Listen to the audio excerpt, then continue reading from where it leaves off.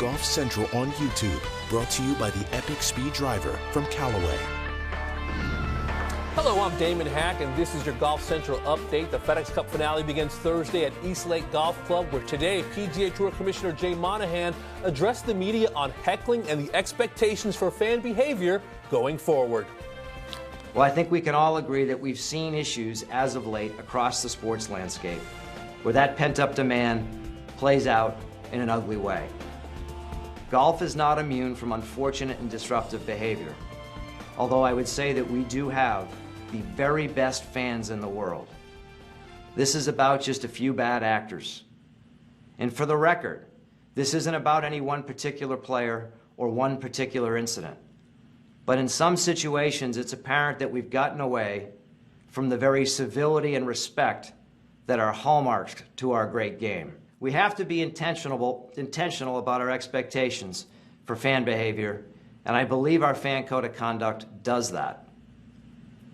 By coming to a PGA Tour event, you're expected to contribute to a welcoming and safe environment by refraining from and reporting any unsafe, disruptive, or harassing behavior.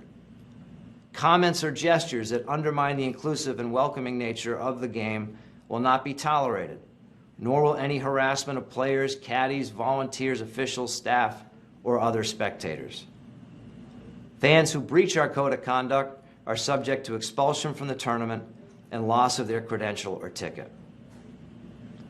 Now, I would ask our fans, again, the very best fans in the world, to take a moment and think about what it means to be a golf fan and to enjoy a PGA Tour tournament. We're going to be leaders in this space. We're going to show everyone how easy it is to enjoy yourself at an event while also respecting the athletes in the field of play and the fans around you, many of whom are families with young kids who have a chance to be lifetime fans of the game themselves. Quite honestly, we should expect nothing less from each other, whether we're at a golf tournament or elsewhere in life. When you hear Brooksy yelled or you hear any expression yelled, the question is that respectful or disrespectful? That has been going on for an extended period of time. To me, at this point, it's disrespectful.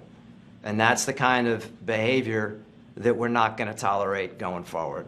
I've had conversations with both players. Bob, you know, these observations go back to pre-COVID as it relates to general concern around code of conduct at our tournaments. And they certainly exist prior to that analysis that the team had led. And I've been out over the last, at a lot of our tournaments this year, particularly since our return to play. And, you know, this issue isn't specific to one or two players. I think it's an opportunity to reassess overall civility at our tournament and fan behavior and reset the expectation through our fan code of conduct. That's something that we have identified. It's something that I've talked to not only those two players, but a lot of our players about. It's something I've talked to our partners in the industry about, and we've all agreed that together we've got to come together and demonstrate what is truly exceptional about our game.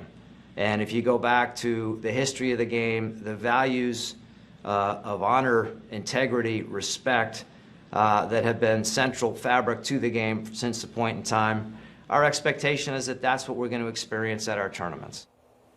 More news today. PGA Tour Commissioner Jay Monahan confirmed at the Tour Championship that the circuit still plans to play the Zozo Championship in Japan later this fall, but there will be no WGC HSBC champions for the second consecutive year.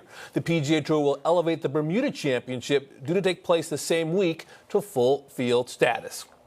Now, the leaderboard for the Tour Championship will feature a staggered start for the third straight time, with Patrick Cantlay holding the top spot at 10 under par on the strength of his win at the BMW Championship on Sunday. You see some chasers already in hot pursuit, among them the 2017 FedEx Cup champion Justin Thomas, who begins the week 6 shots back. Now, earlier today, he put his year in perspective with our own Todd Lewis.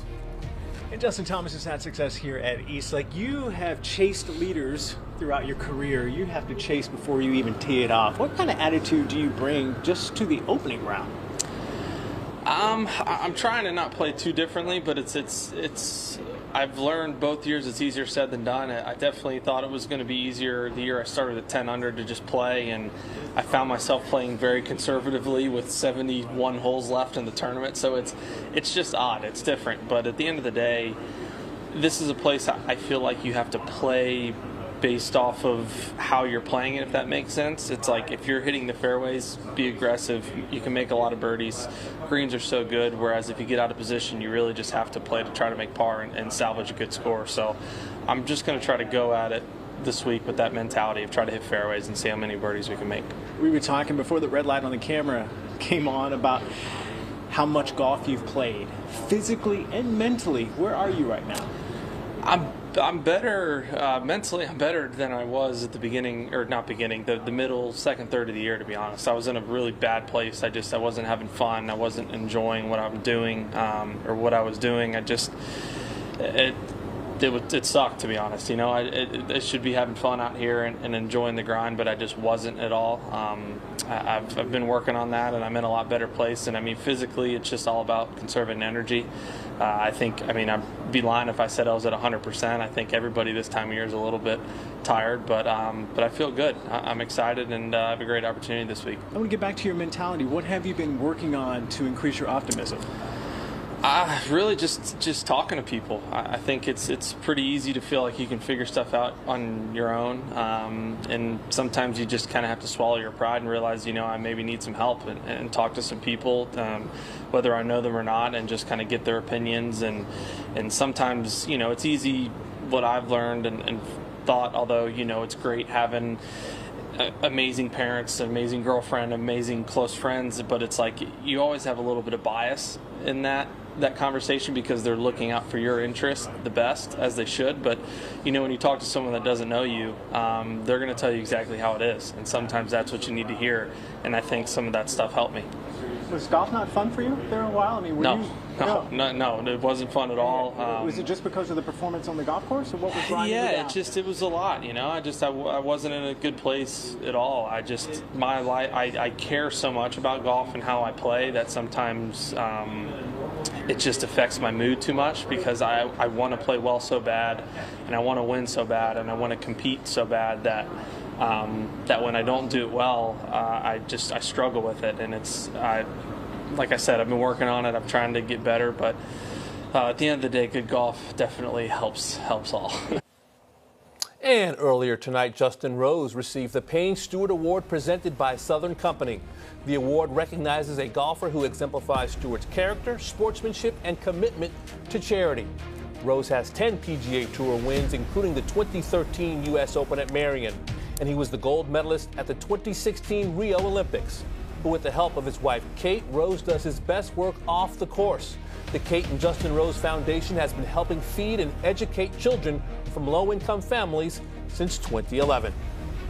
And Justin Rose will join this list of past recipients, always one of the highlights of the PGA Tour season.